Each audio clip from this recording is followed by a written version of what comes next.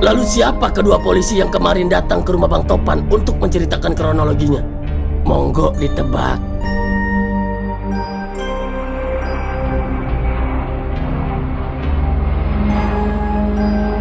Sebelum Dewi benar-benar menghilang, ada satu hal yang harus ia lakukan.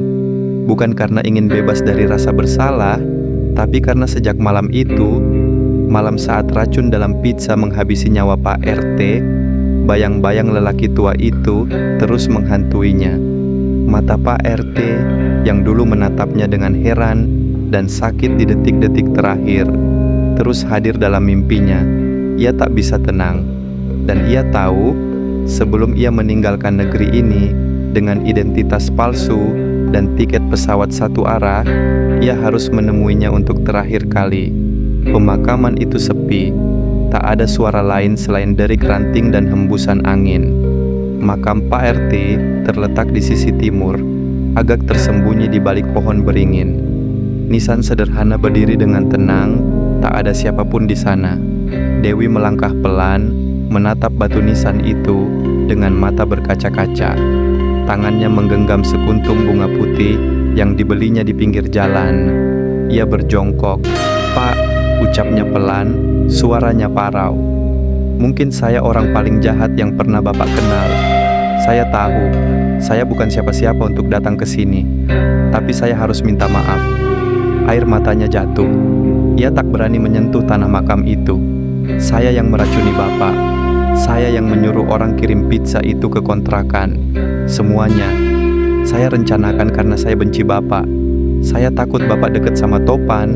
Saya takut kehilangan semuanya. Tapi sekarang, saya malah kehilangan lebih dari yang saya bayangkan." Ia menarik napas panjang. "Saya pikir dengan menyingkirkan Bapak, hidup saya akan lebih tenang. Tapi nyatanya, saya bahkan gak bisa tidur tanpa mimpi buruk." Hening. Hanya suara daun berguguran menemaninya. Dewi menatap langit yang semakin gelap. Waktu tidak banyak. Polisi bisa saja menangkapnya kapan saja, dan ia tahu hidupnya sudah tak akan sama. Tapi setidaknya, hari ini ia jujur pada dirinya sendiri dan pada orang yang sudah tak bisa membalas. Ia berdiri perlahan, menaruh bunga di atas nisan, lalu membalikkan badan. Langkahnya semakin cepat. Tak ada waktu untuk berlama-lama. Ia naik taksi menuju bandara dengan tiket pesawat ke Lombok di tangannya. Tujuan akhir, menghilang. Di dalam terminal, Dewi duduk di kursi ruang tunggu, matanya awas memperhatikan sekitar. Ia mengenakan kacamata hitam dan hoodie tetap terpasang. Semua dokumen sudah dipalsukan, dan selama tak ada yang mengenalinya, ia akan lolos. Tapi di dalam hatinya, perang belum berakhir.